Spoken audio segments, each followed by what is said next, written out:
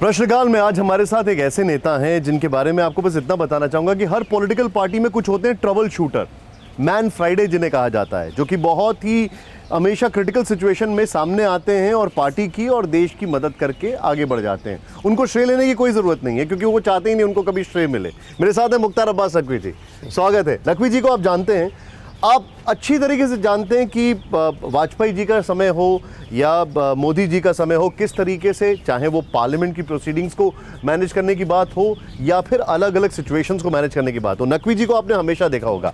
लेकिन नकवी जी, सबसे पहले तो आपके घर में बहुत बहुत शुक्रिया इस इन्विटेशन के लिए। लेकिन ये बड़ा खूबसूरत आपने बनाया सर। थोड़ा सा अब यहाँ तो गांव नहीं है तो इसलिए गांव का थोड़ा एहसास हो और गांव का जो है वो थोड़ा सा मतलब भावना लगती है कि साहब हम गांव के अंदर बैठे हुए हैं। मैं आपसे एक चीज़ जानना चाह रहा हूँ, अगर गांव का जिक्र करें प्लीज़ आइए। मैं आपसे एक चीज़ जानना चाह रहा हूँ कि वो ये है कि गांव की बात सदन में कितनी आएगी? पार्लियामेंट सेशन शुरू होने जा रहा है, क्या लगता है आपको की इश्यूज़ क्या क्या होंगे? और खासकर कोरोना की, क्योंकि कोरोना जिस तरीके से गांव में फैला, देश में फैला, क्या लगता है आपको वो कितना बड़ा इशू होगा? देखिए, मुझे लगता है कि पार्लियामेंट में जो भी मुद्दे आएंगे, गांव, गरीब, किसान, हर मुद्दे पर सरकार डिस्कस भी करने को तैयार है। और मुझे तो लगता है कि ये जो सेशन होगा ये कंस्ट्रक्टिव होना चाहिए, प्रोडक्टिव होना चाहिए। Let's wait.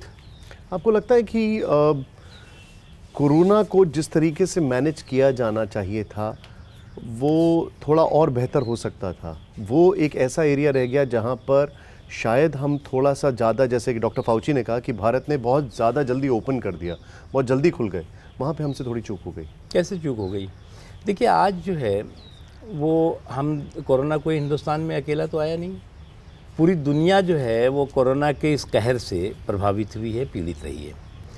लेकिन मैं तो प्रधानमंत्री नरेंद्र मोदी जी के दूरदर्शी नेतृत्व को और उनके जो निर्णय करने की एक प्रभावी क्षमता है उसको मैं बहुत सलाम करता हूँ। आप अब बताइए, जब जनवरी 2020 की बात कर रहा हूँ, कोरोना की एक शुरुआती दौर से लहर दिखाई पड़ी, उस वक्त क्या कोई सोच सकता था क्या कि जो विदेशों में 90 लाख लोग हमारे भारतीय हैं उनको भारत ले आना है सुरक्षित? वंदे भारत अभियान के तहत उनको विदेशों में लाया। यह खुद भारत के लोगों ने, कुछ देशों ने तो अपने नागरिकों को छोड़ दिया था कि हम नहीं बुलाएंगे, रहने दो, उनको भी हमने मदद की। उसके अलावा जो है वो उस वक्त जिस वैक्सीन की बात आज दुनिया कर रही है उसको वैक्सीन टास्क फोर्स बनाते हैं मोदी जी, और वो वैक्सीन टास्क फोर्स जो है वो हमारे वैज्ञानिक, हमारे डॉक्टर्स और हमारे जो सरकार की इच्छा शक्ति है उसका नतीजा है कि 1 साल के अंदर जो है वो 2 मेड इन इंडिया वैक्सीन आ गई। और आज दुनिया का सबसे बड़ा वैक्सीनेशन कार्यक्रम चल रहा है। दुनिया में जितने भी देश हैं उनसे ज़्यादा, लगभग इस वक्त 45 करोड़ लोगों को वैक्सीन लग चुकी है। लेकिन मैं आपसे ये जानना चाहता हूँ, सबसे पहले एक एग्जाम्पल ये आता है कि किस तरीके से पहली वेव में लॉकडाउन किया गया और उसने देश को बचाया। लेकिन दूसरी वेव जब आने वाली थी तो एक तरफ चुनाव चल रहा था और दूसरी तरफ कुंभ चल रहा था। देश नेता और अपने धार्मिक गुरुओं को देखता है, दोनों की तरफ से लापरवाही के ऐसे इंडिकेशन गए। एक तरफ योगी जी ने बोला कि लॉकडाउन की आवश्यकता नहीं है, उस ऑर्डर को कोर्ट में चैलेंज किया गया, लेकिन बाद में लॉकडाउन की नौबत बढ़ गई। आपको लगता है ये कुछ कोर्स करेक्शन से जो हमसे गलतियां हुई? देखिए, गलतियां नहीं है। हम जो प्रधानमंत्री जी ने कहा है कि आप लॉकडाउन का मतलब ये है कि आप पूरे देश में ताला नहीं लगा सकते, कंटेनमेंट जोन बन सकते हैं। कंटेनमेंट जोन के हिसाब से जो है अगर कहीं पर जो है वो बढ़ा है तो उसको जो है वो वहाँ पर जो है वो रोकथाम की व्यवस्था होनी चाहिए। तो ये होनी चाहिए। मुझे ये नहीं लगता कि साहब आपने पूरे देश में ताला लगा दिया और आप फुर्सत से बैठ गए, ऐसा नहीं हो सकता। हाँ, शुरुआती दौर में प्रधानमंत्री नरेंद्र मोदी जी ने जनता कर्फ्यू से शुरू किया, उसके बाद हमारा देश ऐसा देश है जिसने कि लॉकडाउन का अक्षरशः पालन किया है। 99% लोगों ने जो है उसका सम्मान किया। लेकिन ऑक्सीजन की कमी हुई, ये सारी चीज़ें हुई, ये कैसे? तो ठीक है, ये बात सही है। किसने सोचा था कि मेडिकल ऑक्सीजन की इतनी ज़रूरत होगी? लेकिन वही मेडिकल ऑक्सीजन जो हमारे जो है वो जिसकी 900 मैट्रिक टन की जिसकी उत्पादन क्षमता थी हमारे देश में, वो इसी 4 महीनों में, 3 महीनों में 9000 मैट्रिक टन की गई और भी बढ़ रही है, लगातार बढ़ रही है। मैं भी खुद ही 1-2 दिन में जा रहा हूँगा और लगभग आप तो रामपुर में भी हाँ 30 घन मीटर उत्पादन क्षमता का ऑक्सीजन प्लांट तो का अब तैयारी है मतलब। हाँ बिल्कुल है। कोई आपने एक बड़ी अच्छी बात आप की। एक चीज़ बताइए निशान जी, आप, मैं एक छोटी सी बात हो रही, ऐसी जो आपदा आती है, महामारी जो आती है, उसमें सबसे बड़ी समस्या आती है भूखमरी की। जब 1918 में स्पेनिश फ्लू जिसे कहते हैं, इससे बहुत बड़ी आपदा थी वो, और उसमें हिंदुस्तान की आबादी थी 30 करोड़ की। 30 करोड़ में पाकिस्तान और बांग्लादेश सब हिंदुस्तान में ही था जी। उस 30 करोड़ में लगभग 2 करोड़ लोगों की मौत हो गई थी, और वो 2 करोड़ लोगों की जो मौत हुई थी उसमें अप्रॉक्सीमेट 70% लोग जो है वो भूखमरी से मर गए थे। मोदी जी ने पहला काम क्या किया, 80 करोड़ गरीबों को, 80 करोड़ लोगों को मुफ्त अनाज की व्यवस्था कब से शुरू कर दी? 2020 जैसे ही कोरोना का पहला हमारे पास लहर आई है वैसे ही शुरू किया, और आज तक चल रही है वो। किसी तरह की वो समस्या नहीं आई। उसके अलावा जो है वो तमाम पैकेजेस, तमाम और आर्थिक मदद की गई। इसलिए मैं और दवा, छोटी छोटी दवाएं होती हैं, पैरासीटामॉल है, मान लीजिए क्रोसिन है, मल्टीविटामिन है। एक एक आदमी ने क्या किया है निशान जी, आज आपको जो है वो 10 गोली चाहिए पैरासीटामॉल की। तो ऐसे इस कोरोना के पीरियड में लोगों ने 20-20, 50-50 गोलियों का स्टॉक कर लिया, लेकिन फिर भी इस देश में कहीं पर भी गांव देहात में भी कमी नहीं होने पाई दवा की।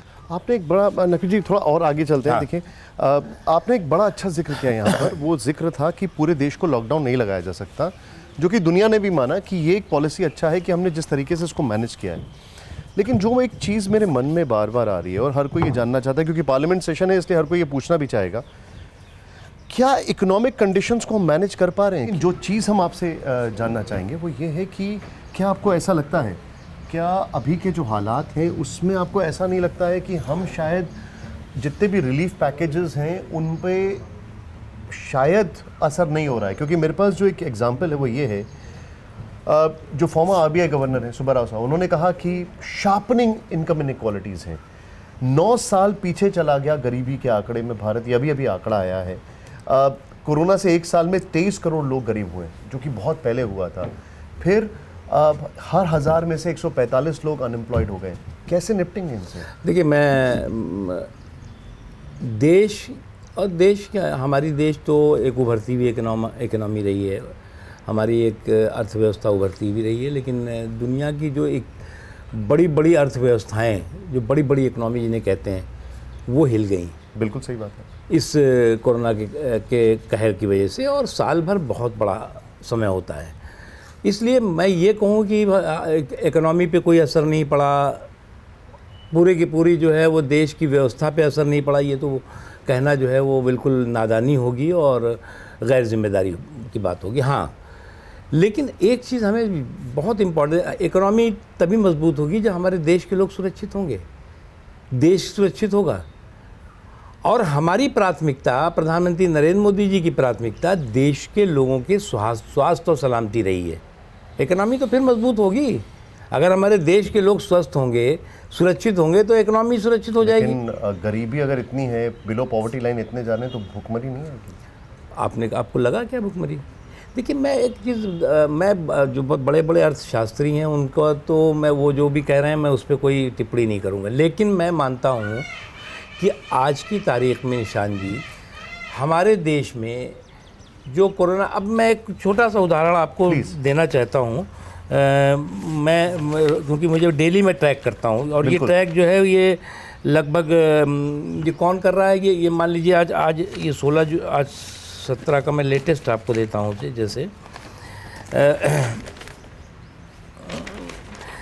जैसे मान लीजिए कि 16 जुलाई का ही देता हूँ मैं आपको। जी, कोई बात। तो ये मैं नहीं कह रहा हूँ, ये जो है CNN health, BBC news, Worldometer, Johnson Hopkins university, centre for system science and ये डेली जो है वो 2 बजे 3 बजे तक ये दुनिया का पूरा के पूरा जो है वो स्थिति क्या है वो देते हैं।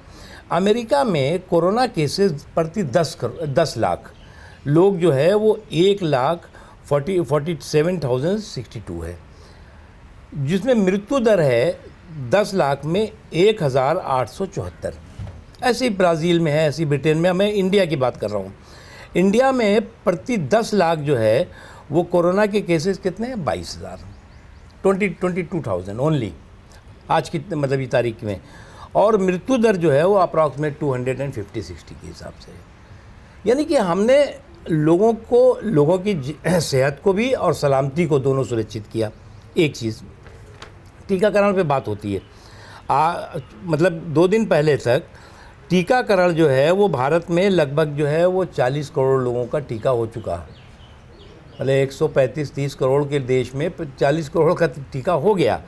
और ये हमने टीका शुरू कब किया है? हमने शुरू किया जनवरी से, जबकि अमेरिका में टीका शुरू किया गया है दिसंबर से, 1 महीने पहले। वहाँ पर 33 करोड़ का टीका हुआ। यानी हमने जनवरी से शुरू किया, हमने 40 करोड़ का टीकाकरण कर दिया और अमेरिका ने दिसंबर में किया और उसका 33 करोड़। इसी तरह से और कंट्रीज़ का है। परवाह देश की, सोमवार से शुक्रवार रात 10 बजे TV9 भारतवर्ष पर।